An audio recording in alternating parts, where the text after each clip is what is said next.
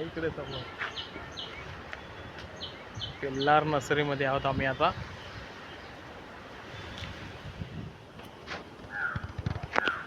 काजूची रोपं आहेत बघा.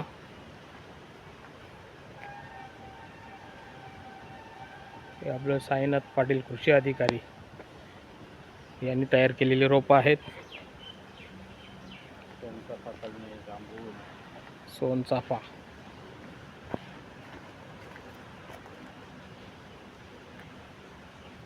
जांभूल पण आहेत का? हो. आंबा, काजू बघा, आंब्याची रोपही आहेत.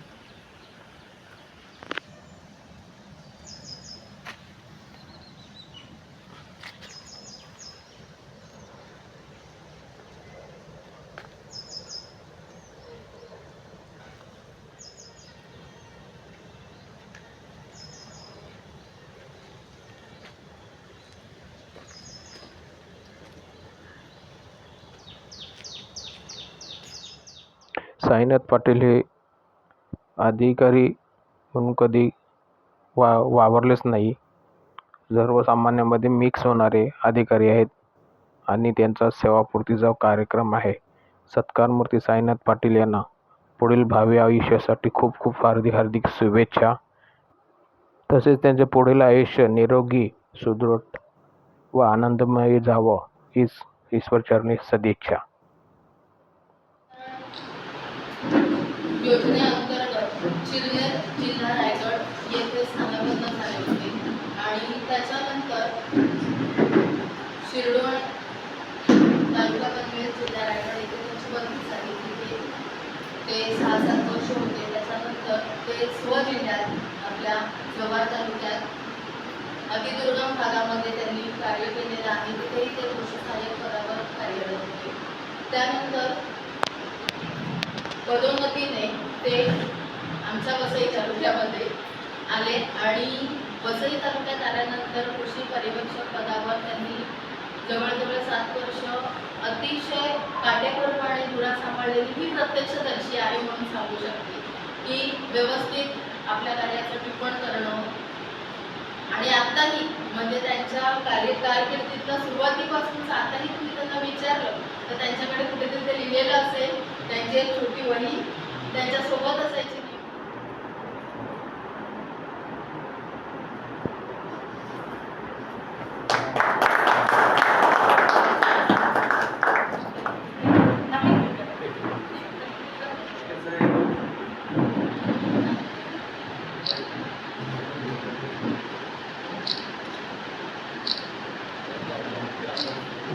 बघा सगळ्यांनी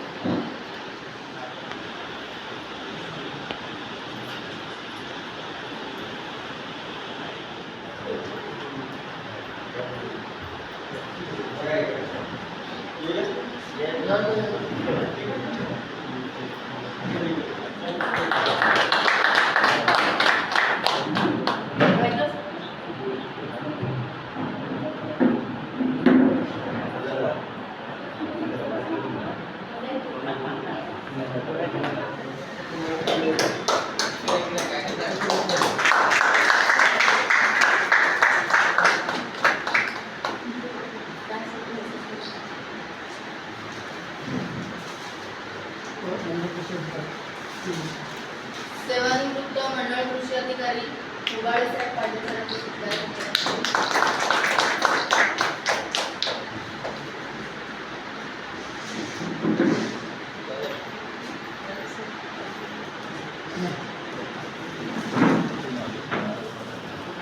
पाटील सरांचा सत्कार करण्यात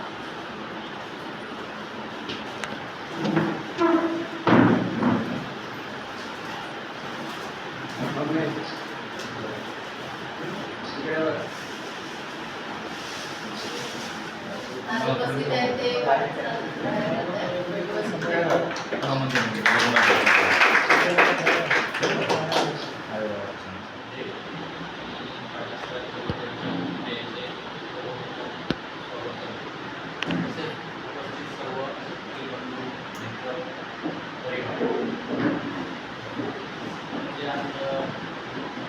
मन घट्ट झाले आणि चांगले व्यक्तिमत्व शासकीय सेवेमधून निवृत्त होत आहे. चांगल्या लोकांची संगत असणे आपण म्हणतो अशातला हा एक योग होता. दोन वेळेस म्हणजे मला असा अनुभव आला का दोन्ही वेळेस म्हणजे माझ्या मुलांची नीट प्राप्त होती आणि बाकी सगळ्यांनी आदल्या दिवशी सांगितलं उद्या म्हणजे तुम्ही सांगा मॅडम किती वाजता तुम्ही येते 10 वाजता आणि 10च्या हिसाबाने मी बरोबर 7:30 वाजता निघाले. ट्राफिक एवढा होता तर कुठले मी मला यायला 7:30 वाजता होती. मी पाटील साहेबांना बोलली 10 वाजता पाटील साहेब बोलले आणि ते झाला म्हणजे ट्राफिकची गाडी केली आहे. मला वाटत नाही मी लवकर गेली. तर ठीक आहे आणि आपण चिकन लवकर जायचं होतं. तर ठीक आहे तुम्ही मॅडम तुम्ही जेवले तुम्ही काय मला असं वाटतं की असं बोललं नाही कुठला अधिकारी होतो मला वाटतं आणि एवढी खबर होती कारण आम्ही शेतकऱ्याला कनिष्ठ कर्मचारी आहेत त्यांना असं म्हणता येईल की नोकरीला इतकी महान नोकरी पण उदाहरण म्हणजे पाटील साहेब यावरून नोकरी त्यांच्याकडे सांगतो.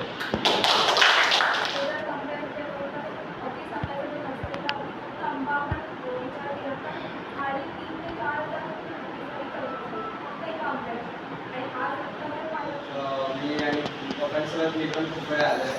सगळ्यात आधी जेव्हा मी इकडे आलेलो तेव्हा नर्सरीची खरंच अवस्था एकदम मी बघून मला पप्पा इकडे या ऑफिसमध्ये कसं काम करायला म्हणजे काहीच नव्हतं.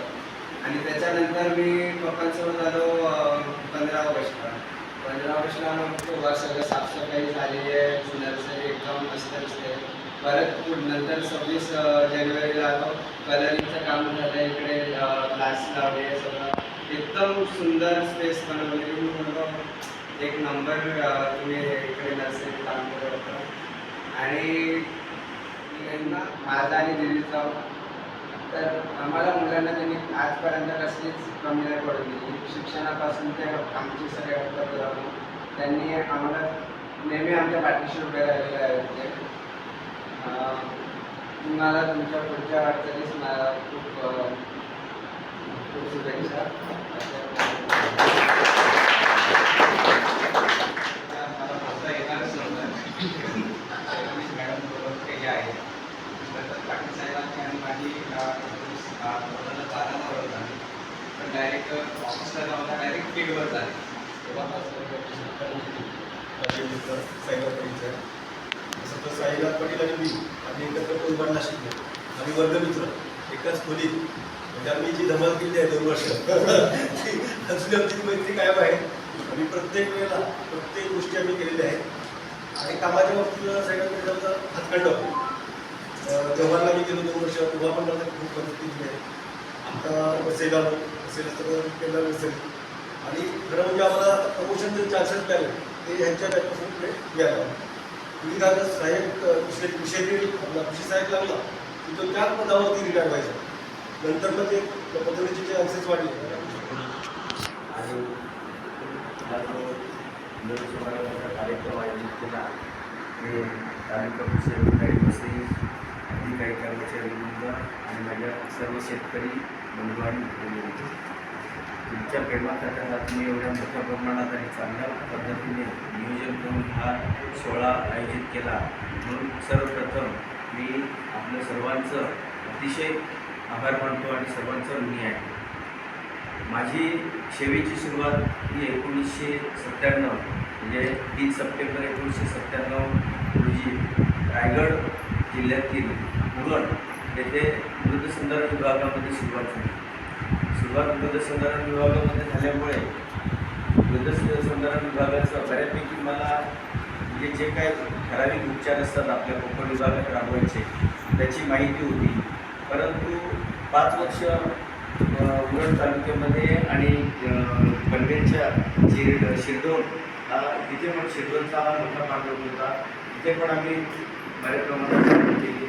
परंतु घरी समोर तिथे MRDGSमध्ये मोठ्या प्रमाणात मजुरांना कामं देणं आणि कामं करणं तर त्या तिथे मला त्याचा खूप असा मोठ्या प्रमाणात लाभ झाला.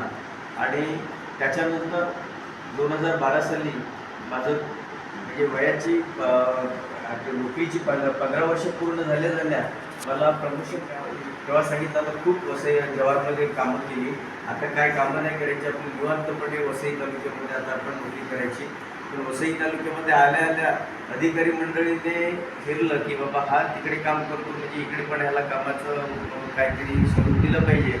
आणि इथे पण मला एवढे चांगले सर्विस वसईवरून मी जेव्हा डहाणूला गेलो त्या डहाणूमध्ये वांडगाव एरिया मला मिळाला. वांडगाव एरियामध्ये काम करणं म्हणजे सगळे प्रगतिशील शेतकरी आणि त्या शेतकऱ्यांचे इथे काम करणं. परंतु सुदैवाने ही नोकरी लागण्याच्या अगोदर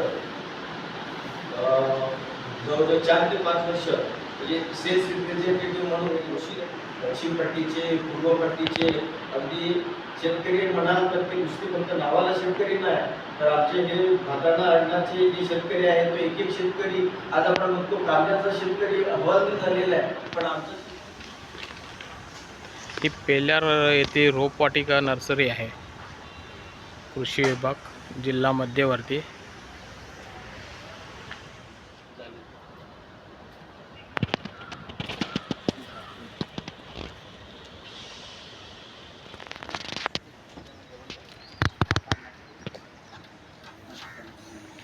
तुम्ही जेवले का?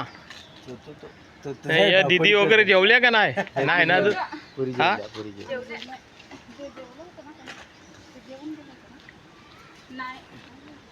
कुणाला कासार पाके नाही ते जिल्हा ते जेवलं हे जेवायचं फक्त कोण आपला कासार जेवायचं.